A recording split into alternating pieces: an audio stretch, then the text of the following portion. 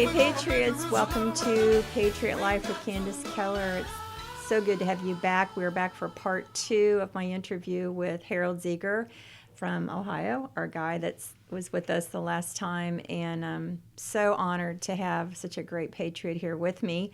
I want to remind you that Patriot Life still has our anti-mandatory vaccination cards available, our blue card, which tells you about the law regarding the illegality of someone making you wear a face mask.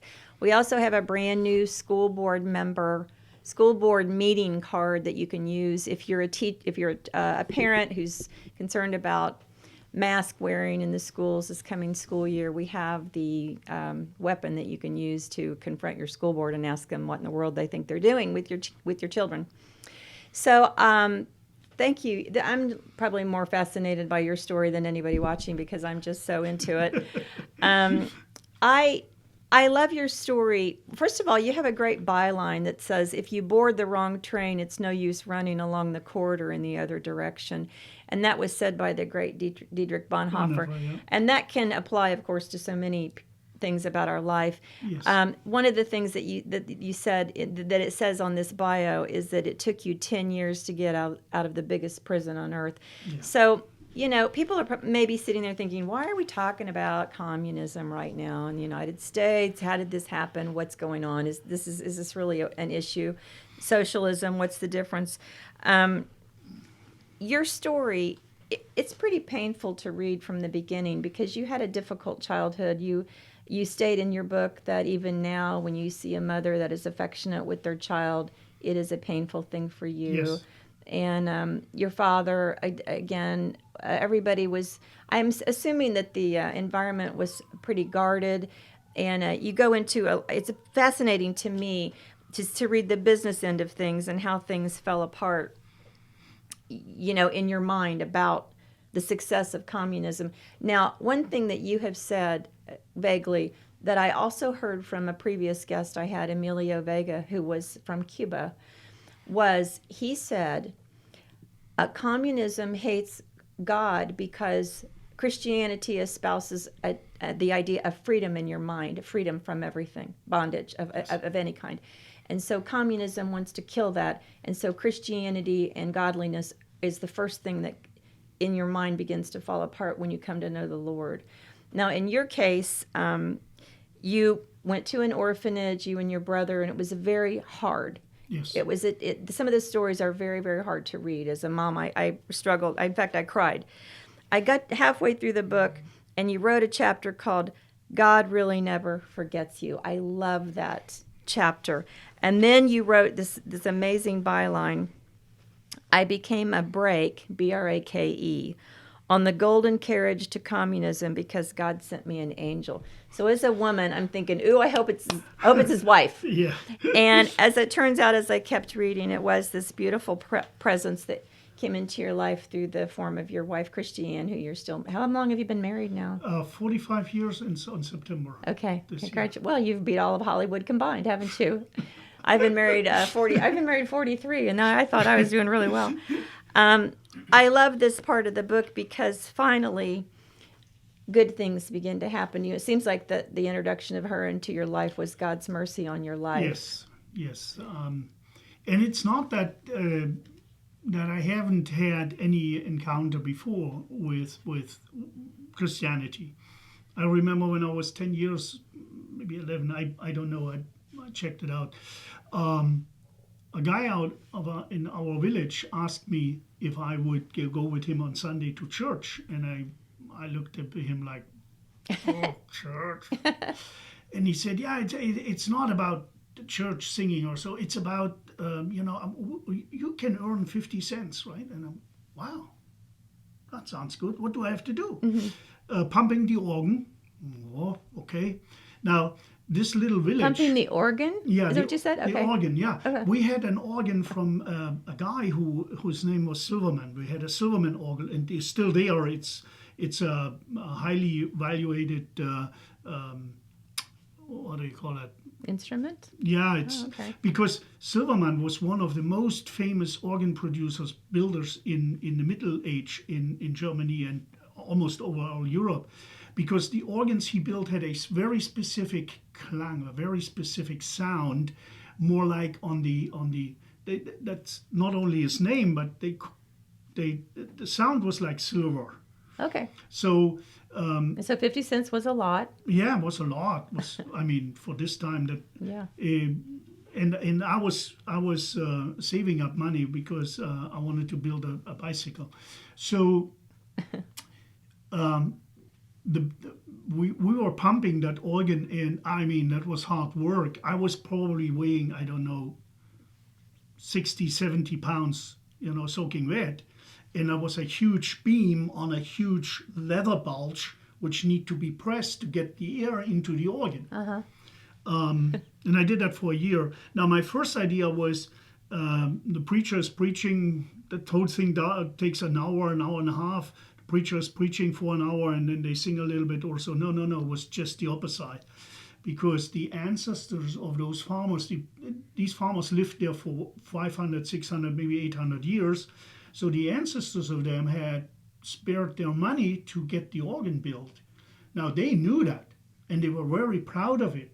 So whenever the pastor started to talk too long, his sermon, they would start to Okay. oh, you're done now, something like that, right? So the sermons were always short and the singing was long. Okay. It was heavy earned money. Anyway, after a year that was over. The second time was when I was in 7th grade. My mother was in a hospital, and my brother and I, we were in a attached dormitory. The hospital was run by the inner mission of the Lutheran Church, and the sisters took care of us. And we went. That was in a different town, Dessau, and we went to school there. And Wednesdays we had Sunday school. So Sunday school was on Wednesdays. Now we didn't. I didn't really was interested and didn't pay much attention, and my brother even less.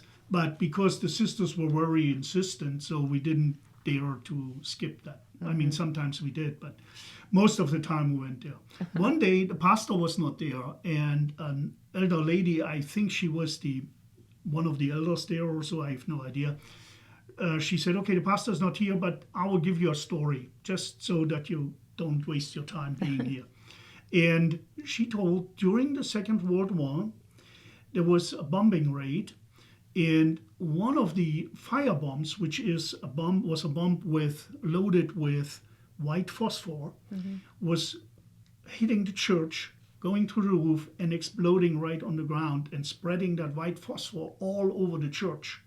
Now, white phosphor has the character that it's immediately starts to burn when it is in contact with oxygen. Okay. And there's nothing you can do to extinguish. The water doesn't put it out? No. Okay. It burns even better. Okay. Because in water there's oxygen, and that stuff is hot enough to take that oxygen out. So the whole church was in flame and burned out. But on the front side of the church, as in many Lutheran churches, there was this huge life-size cross with a life-size carved out of wood Jesus figure. I mean, really nice. And the fire stopped right underneath its feet of that figure.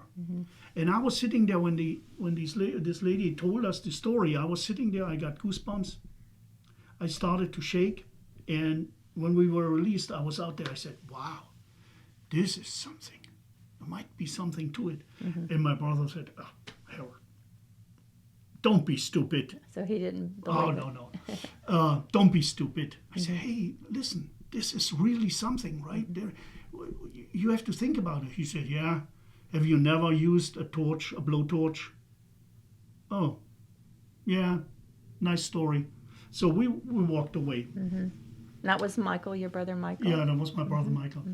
And so the encounter with Christiane was not really that it hit a totally no knowledge. That's not the case. But I always neglected that, in my opinion. And I actually mocked Christians, right? I said, something like, when you see him, tell him I would like to see him too, and things like that, right? So you said, you told me off camera, by the time you met your wife, Christiane, she had this beautiful long blonde braid, you said. Um, you were already had an emptiness about yourself. Why am I here? Because you Yes. realized that communism was not the fulfilling you. It wasn't the answer, and you were starting to doubt everything. And so it was like a slow waking up for you, almost like a slow conversion. And it took you a Yes. couple of years Yes. to come to know the Yeah. Lord. Now, Christiane was raised in a totally different environment than me. Mm-hmm. Her parents were divorced. Her mom moved back in with her parents, and her grandpa was reading the Bible every night at dinner time. He would read out of the Bible, and that's how they grew up. They prayed together. They had church, all of that, which I never heard of. Right? I mean, I've never seen a Bible before.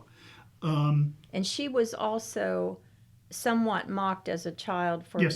for being a Christian. Oh yeah. Like they separated her at the school when she was second or third or fourth grade and said she is what we don't want to be. Things like that to her. Not only that, she was blamed for everything what went wrong in that small village where she grew up, right? These are the guys who are responsible for that we don't have this or that. Right. Because they are sabotaging everything. And so that was harsh for her, sure. I mean, How do you? I mean, it's so hard to break out of this life, and you and she and others, I'm guessing, have managed to do this. What do you attribute that to? You have great courage, but a lot of people have courage, but they remain true to communism. um, it was a number of things. Um, and I actually recall that one thing that happened to me. So when I was done with college, I worked as an electrical engineer on a trawler, and the fishing trawlers we had went out for 3 months, North Sea and far above. So we were out there for 3 months. You wouldn't see anything else than sea, right? Water, nothing else, water and fish. And I remember that I was in that process. I had read the Bible because I bought a Bible and then I went to sea and then I started to read it. And I was almost through. I didn't go to John 16 as many people say, yeah, read this and that. No, I started from the beginning. And Genesis made suddenly so much sense to me because I couldn't believe that I just couldn't comprehend that I was once an ape, right? I just couldn't. My ancestors were no apes. This is stupid.